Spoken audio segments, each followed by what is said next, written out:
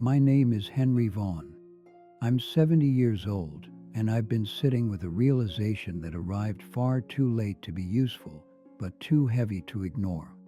I finally understand why, for most of my life, I felt like a guest in it instead of the person who belonged there. I don't say that for sympathy. I'm not looking to be understood or forgiven. I'm saying it because time has narrowed things down.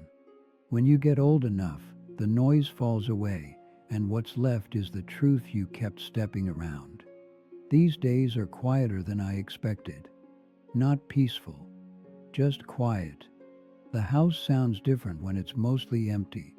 You notice things like the hum of the refrigerator, the ticking of a clock you've had for decades but never really heard before. You notice how long afternoons stretch when there's nowhere you need to be and no one waiting for you. There's a feeling that comes with this stage of life that's hard to explain unless you're in it. It's not sadness exactly. It's more like standing in a room after everyone else has left, noticing the chairs pushed back, the cup still half full, the conversation still hanging in the air. You weren't absent. You were there. But somehow, you missed it. I used to think life would feel fuller at this age. I assumed there would be a sense of arrival, like I'd finally step into myself and say, yes, this is it. This is what all that effort was for. Instead, I feel like I've been renting a place I never quite unpacked in. When I look back, it's not that I made reckless choices. I wasn't irresponsible. I showed up. I worked. I paid my bills. I did what was expected. That's part of what makes this realization so uncomfortable. Nothing went dramatically wrong. It just went. In my 20s, I thought adulthood was something you grew into naturally, like filling out a jacket that was a little too big. I assumed confidence and belonging would come with time. Everyone older than me seemed so certain, so anchored. I didn't question it. I figured I'd catch up. I got my first real job when I was 23. It wasn't glamorous. An office job with beige walls and fluorescent lights that hummed all day. I wore the same rotation of ties and brought lunch in a brown paper bag. I remember thinking, this is temporary. This is just the beginning. I worked hard. Not because I loved the work, but because it felt like the right thing to do. Responsibility had a weight to it that I didn't want to shrug off. I wanted to be dependable. I wanted people to think of me as someone solid. There were evenings when I stayed late, staring at spreadsheets that blurred together after a while. The cleaning crew would come through, nodding politely. I told myself it mattered, that this effort would translate into something meaningful later on. I met my wife, Ellen, in my late 20s. She laughed easily. She had a way of listening that made you feel like you were the only person in the room. When she chose me, I felt relieved more than anything else. Relieved to be picked. Relieved that one major decision seemed to have worked out. We built a life that looked right from the outside. A modest house. A couple of kids. Weekend routines. Holidays that followed familiar patterns. I thought that was what belonging felt like. I didn't realize how much of myself I was holding at arm's length. I was always a little tired. Not exhausted. Just tired enough to postpone things. Conversations. Questions. Moments of honesty that felt inconvenient at the time. I told myself there would be time later. There was always later. I missed things without meaning to. A school play I arrived late to, slipping into a seat as the lights dimmed. A birthday dinner where I spent half the time checking my watch, thinking about a project waiting for me back at the office. Small absences. Easy to excuse. Ellen would sometimes look at me across the table, her expression unreadable. "You're here, but you're not," she said once. I laughed it off. I told her she was imagining things. I didn't want to dig into that sentence. It felt like opening a door I wasn't prepared to walk through. In my 30s, I thought momentum was the same as progress. If things were moving, I assumed they were moving forward. Promotions came. Titles changed. My name got printed on nicer business cards. People asked my opinion more often. I learned how to speak in meetings without saying much. How to nod at the right moments. How to sound certain even when I wasn't. It worked. People respected me. That respect felt good, even if it didn't feel like it belonged to me. At home, the kids grew fast. Faster than I expected. One day, they needed help tying their shoes, and the next, they were locking their bedroom doors.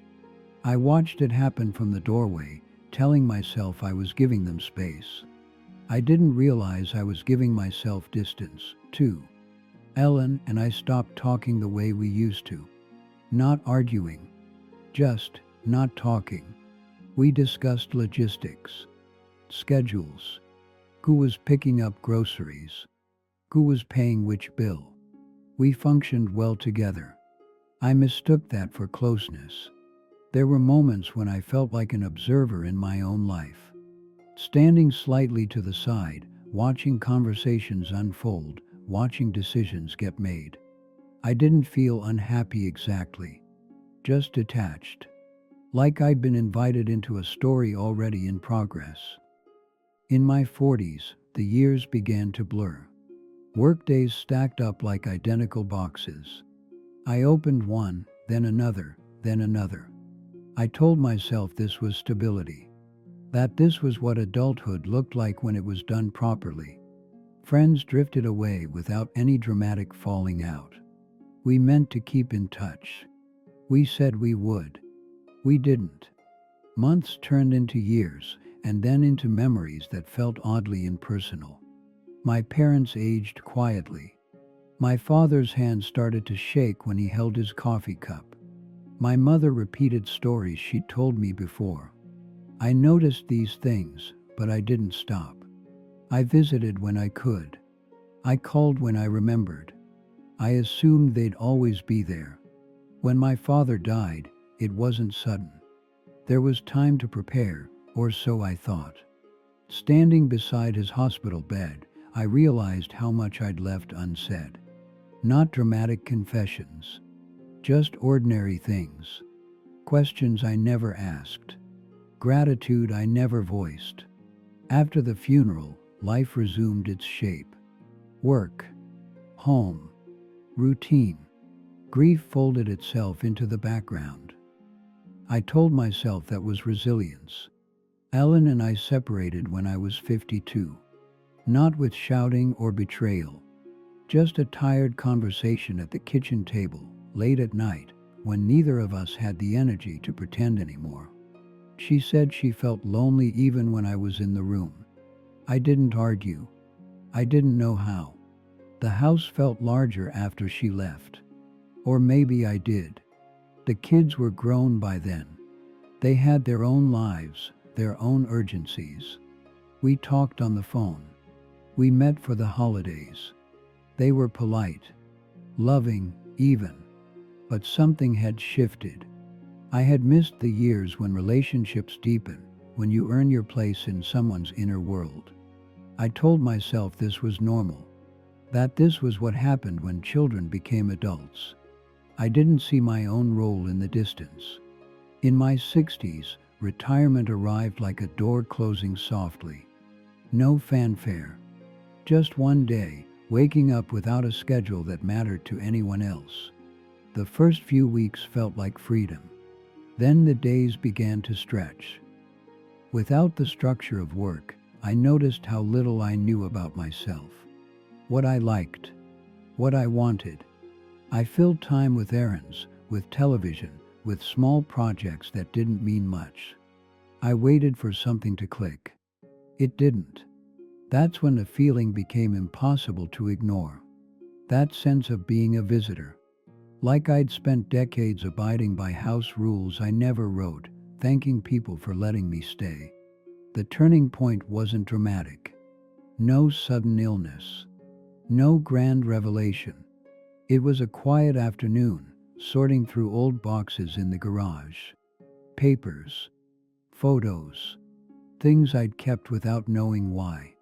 I found a picture of myself in my early 30s, standing in front of the house we first bought. Ellen is beside me, smiling. The kids are small, holding on to our legs. I looked confident in the photo. Capable. Present. I stared at that image for a long time. Not with nostalgia, but with confusion.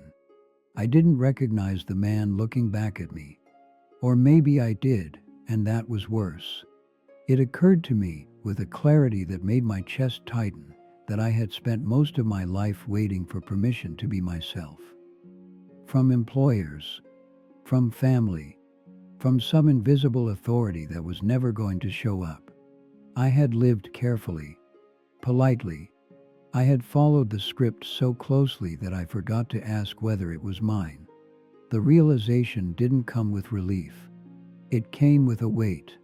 Because once you see it, you can't unsee it. And at 70, there's not much room left to rearrange the furniture. There are things that can't be fixed. Conversations that won't happen. People who won't hear what I finally know how to say. Time doesn't negotiate. It doesn't care how sincere your regret is. I can't go back and sit on the floor with my kids when they were small. I can't re-enter moments I rushed through, thinking they were interchangeable. I can't explain to Ellen who I might have been if I'd known myself better. That's the part that sits heaviest. Not the mistakes, but the absence. The version of me that never fully arrived. If you're listening to this, I don't know where you are in your life. I don't know what choices you're facing or which ones you've already made. I'm not here to tell you what to do. I wouldn't trust anyone who did. I can only tell you what I wish I had understood sooner. That feeling like a guest doesn't go away on its own.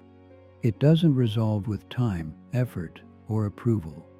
It just gets quieter until one day it's all you can hear. Belonging isn't something you earn by being useful. It's something you claim by being present, by risking the discomfort of honesty, by showing up before it's too late to matter. I don't say that with certainty. I say it with the humility of someone who learned it at the end. These days, I try to be where I am, fully. When I talk to my kids, I listen more than I speak. When I walk down the street, I notice the way the light hits the pavement in the late afternoon. Small things. Real things.